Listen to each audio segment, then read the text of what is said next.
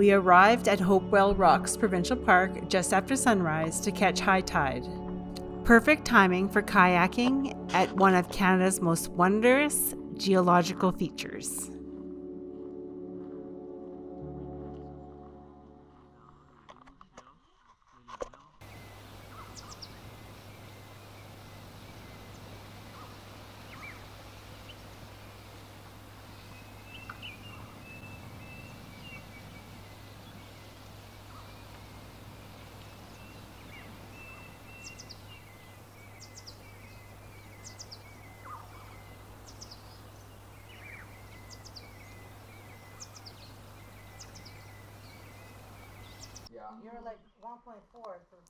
We're all set with our safety briefing and secure life jackets. The tides here are fast and powerful, so preparation is essential. Forward. This will make you go forward into stop. There'll be directions.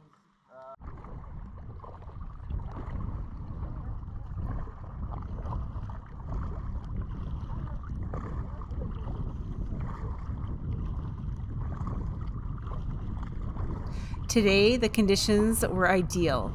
Calm, windless, and quiet. A rare and welcome combination on the Bay of Fundy.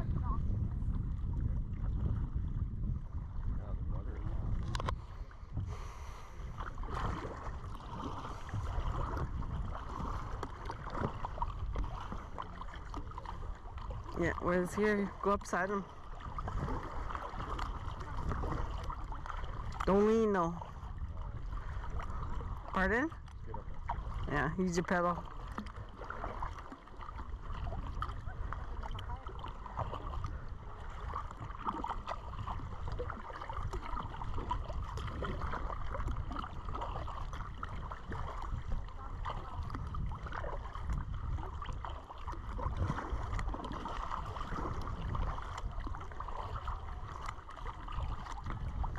You guys, give me a second here. Your rudder's not in the water, and I'll put it in for you. Thank you. Yeah. Whoa. No. Yeah. Oh. Just trying to stop us from going forward. There we go. Don't lean. Don't lean. I'm telling that to myself. These formations, known as flower pot rocks, were carved over thousands of years by tidal erosion. But the rocks themselves are much older, formed over 300 million years ago during the Carboniferous period.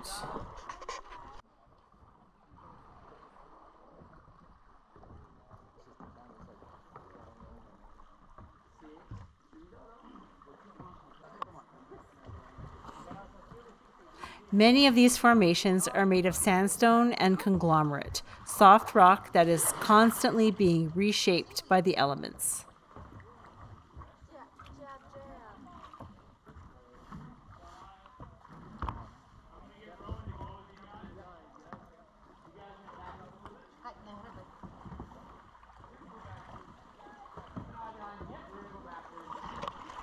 Looks like an older woman scaling out to the bay with her hair in a bun. Typically, if you got some river guides or water guides on the water, the least flattering rock formation is going to be called mother-in-law. It seems to be a tradition. So anyways, this is our mother-in-law. So, next one right behind us, that one, we call that the OG, or the original. It was believed way back in the day to have been the first flower pot seen by Ripley, Robert Ripley from Ripley's Believe It or Not. However, that's in a bit of contention now these days because they believe it was a flower pot closer to St. Andrews. However, we like to say that ours was the first. Right? Because why not, right? So yeah, kind of how we're going to be doing this tour, we're on what's called a falling tide.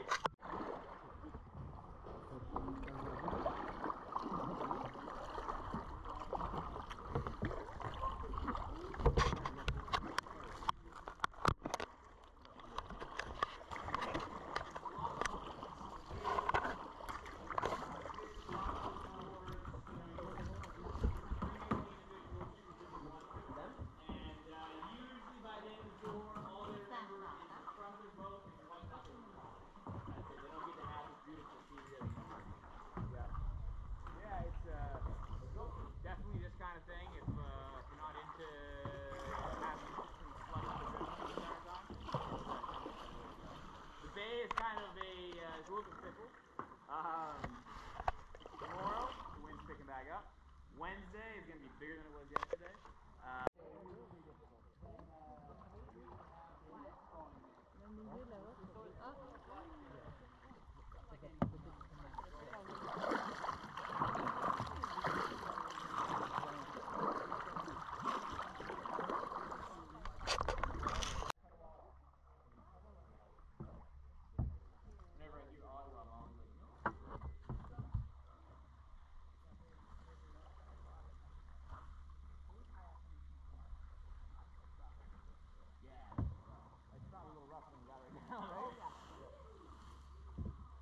We're just waiting for our last one to kind of squeeze through the tunnel, and then we'll be down. We're going to make sure all of our gang. You are my duckling. Follow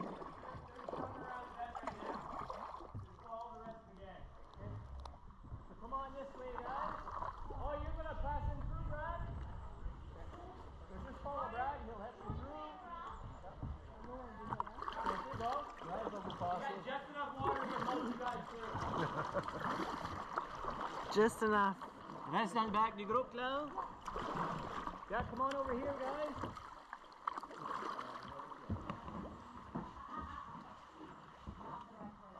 That's right. The tide's going down and we might miss our chance. Back up, there you go. Yeah, backwards. Press your left foot. Left foot, pass the right hand side forward. Backwards on your left. There you go. Forward on your right. This provincial park is on the traditional homeland and unceded territory of the Mi'kmaq people. They are the original stewards of the Bay of Fundy, whose deep connection to the land continues today. According to Mi'kmaq legend, the dramatic cliffs and sea stacks of the Bay of Fundy were shaped by Glooskap, a powerful figure in their oral tradition. Glooskap is said to have created the tides by commanding a giant beaver to build a dam across the bay. When the dam broke, the water rushed in and out, forming the powerful tides that we see today.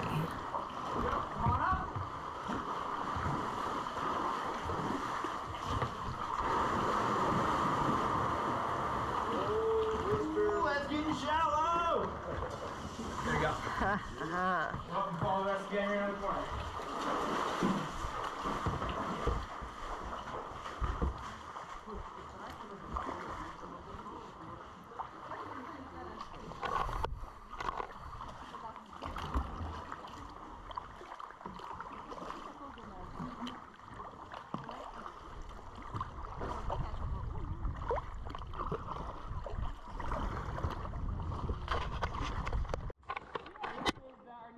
Cove. This is called Staircase Cove.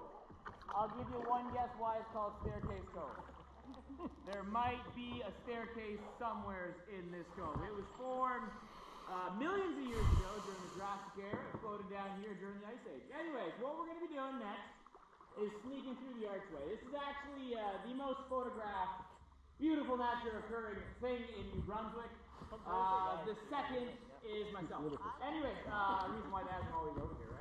Kind of why this is the most photographed is people come down at high tide. When this cove is completely full, they go, well, there's the archway, take a photo and go, that's it.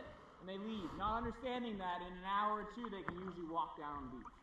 So anyways, we're going to be coming through the archway. When we do, one at a time, nice and easy. We'll make a nice right-hand turn as we exit, and we'll continue down the coast. Sounds good? Awesome. You guys can follow me.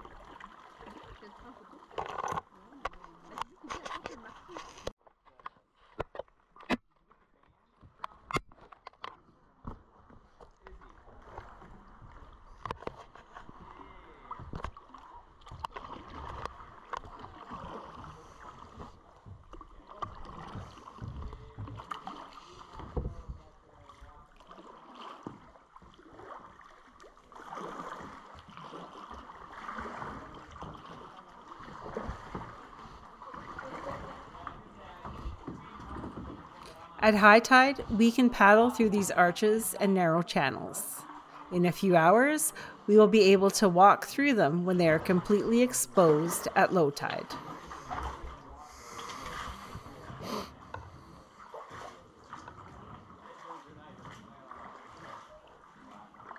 Very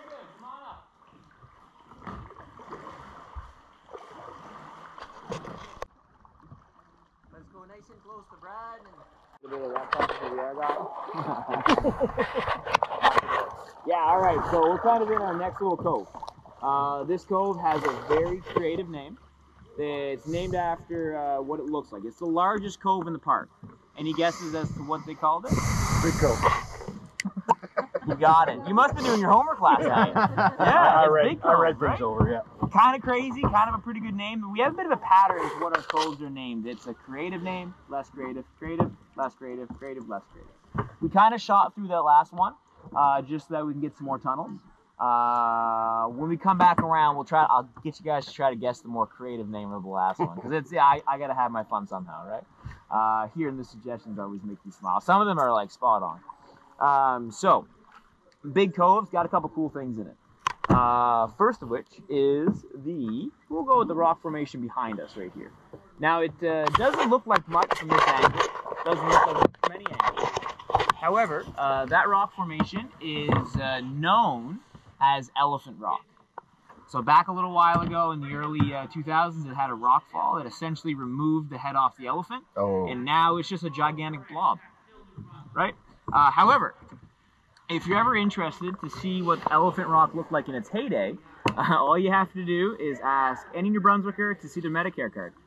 The photograph on our Medicare card is Elephant Rock. It's not a photo of ourselves. It's not a trillium like you guys have in Ontario. To the New Brunswick government, we all look the same, blocky and red. So yeah, which is kind of neat. That rock formation actually used to, that's where the peregrine falcons used to kind of have their nest. Now, peregrine falcon is a bit of a special bird for us here. We only have 2 known breeding pairs in New Brunswick.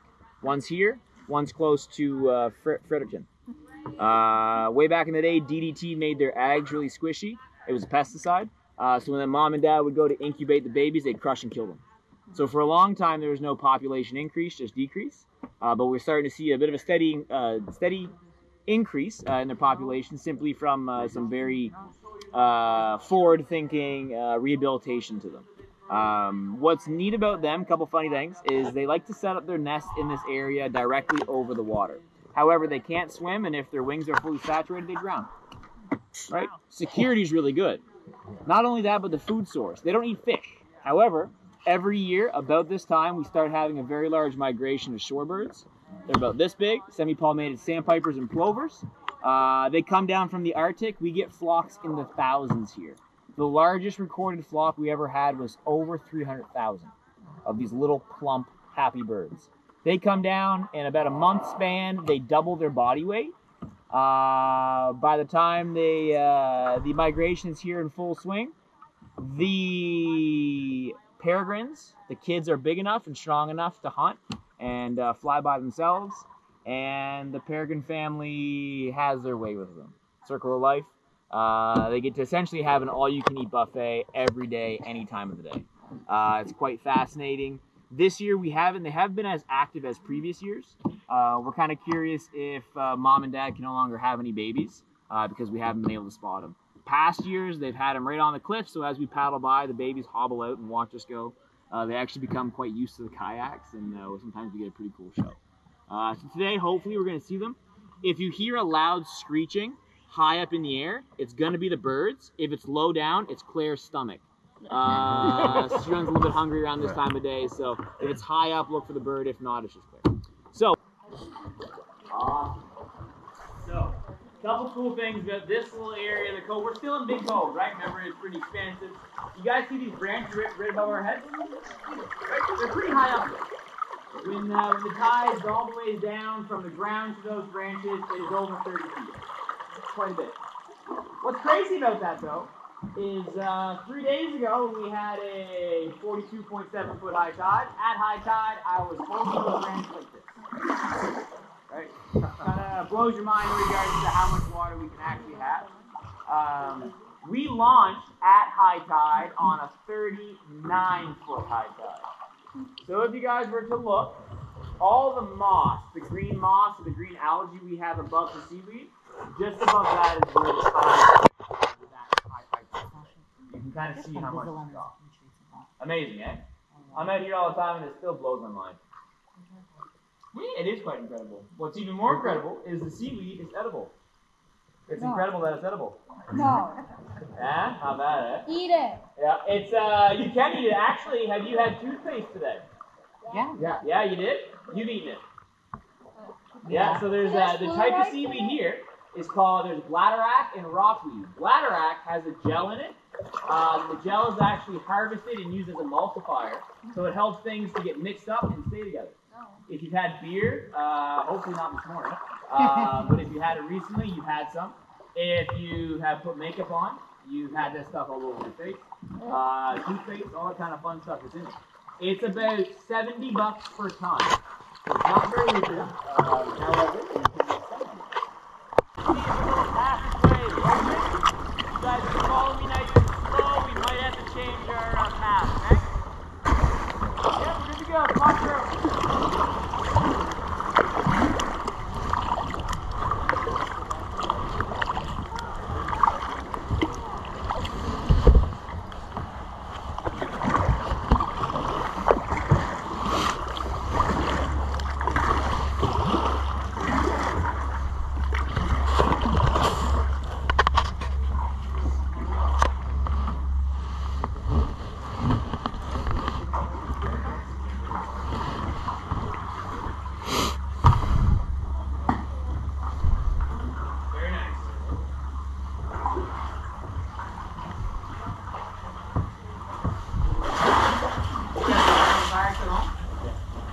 What kind of kayaks you got?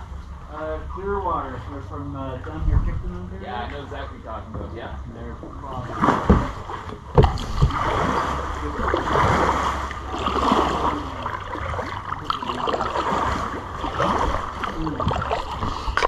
thigh deep. So if you get caught out here, it's not a very pleasurable experience. If we're paddling just a little bit behind me and the water becomes really turbulent, you got about 30 seconds to 1 minute to get off of it before you're just surrounded by mud, which is quite a cool experience. Now on calm days, because of the mud, if someone were to drop a GoPro, a camera, an Apple Watch, an iPhone, typically it gets stuck in the mud, right? Stands up like that. So later on, as the tide begins to drop, we're actually able to recover.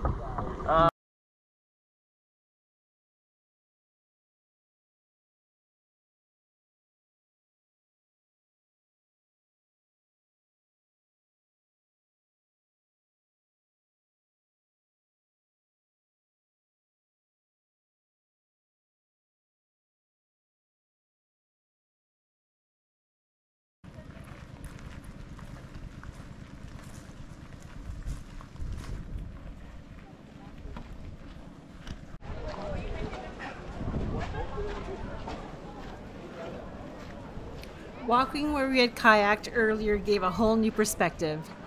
The scale of the formations is even more striking from the ground.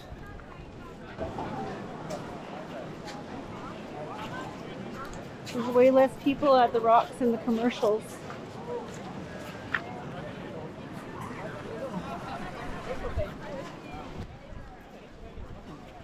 What type of dog is your dog? She's an Aussie Doodle. An Aussie Doodle?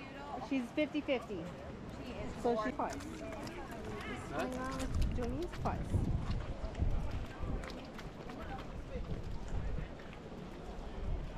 Matches your fur.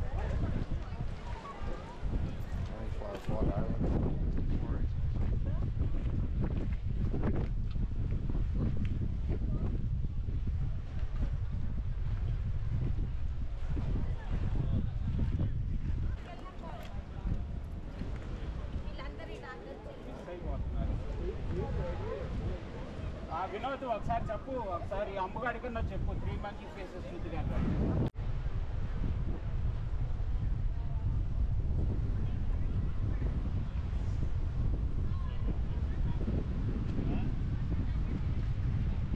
Are you rolling?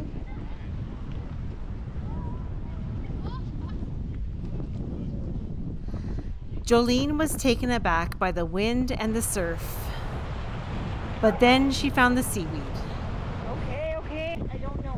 It smelled so good, she decided that she had to bring some of it home.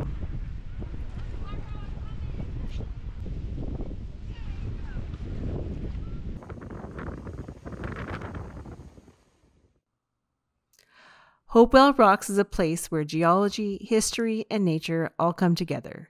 It's not just a scenic stop, it's a living and changing landscape that should be visited by everyone who has a chance.